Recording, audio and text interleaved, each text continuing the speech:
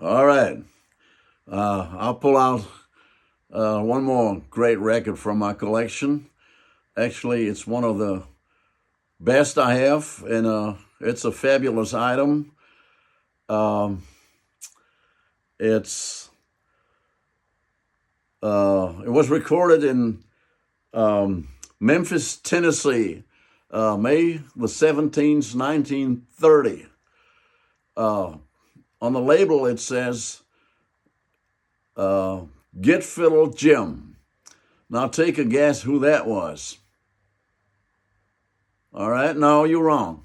It was a famous musician who got famous later, Kokomo Arnold.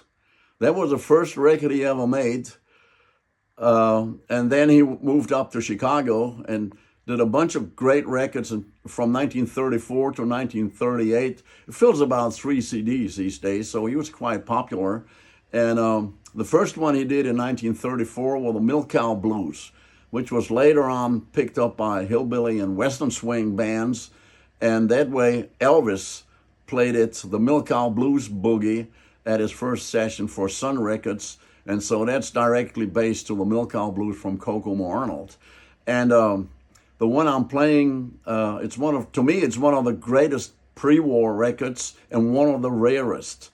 It sold 473 copies in 1930 at that time, Depression time, and now it's only 8 copies that have survived, and I have one here that I want to present to you. And here's a man, Kokomo Arnold. It's kind of weird. A lot of people think he played in a Hawaiian style, lap style, but obviously he played that wild slide guitar he was playing in the regular position. Really, I'm not a guitar player myself, so people still been arguing about it, in what way he played guitar. So that's an old picture from the Decca catalog from the 1930s. And here's a picture from 1959 on a reissue album, one of my first albums I got in the blues, 1970. And this photo was taken by 2 Europeans from France who were probably the first Europeans to go on a research trip to the United States, and Jacques Demaitre and Marcel Chauvard. And they visited Kokomo Arnold in 1959 and took this picture. But he had gotten out of the music. He had a job working in some kind of factory or in a steel mill or whatever. He said he was glad to leave the music business behind. And he never made any records after 1938, so he was not part of the blues revival. He was born in 1901 in Lovejoy, Georgia, suburb of Atlanta, and died in Chicago in 1968. There's a rumor that he made some tapes for Willie Dixon at that time in the 60s, but nobody really knows much about it. Okay, we'll pick out Paddlin' Blues by Kokomo Arnold. Here we go. All right, it's right up here. Okay, one of the rarest, I said. One of the greatest pre-war and one of the rarest. 8 known copies, and this is one of them. The label is kind of wore out in a way. I think it's based on a pop song from that time, Paddlin' Madeline. That was his version of it. It's an incredible slide guitar piece. One of the greatest. Okay, here we go. Oops, hold on. Okay.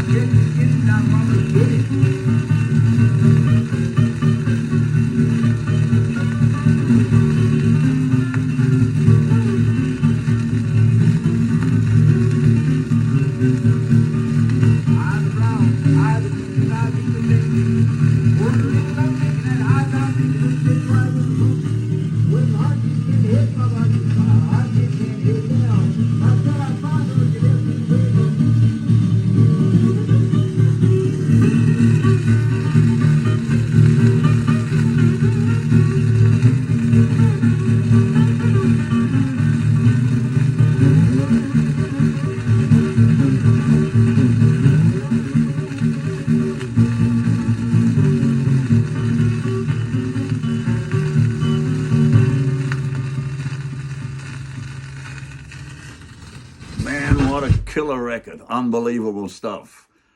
Paddling Blues, Gitfiddle Jim, Coco Marlowe. It's May the 17th, 1930, Memphis, Tennessee. All right.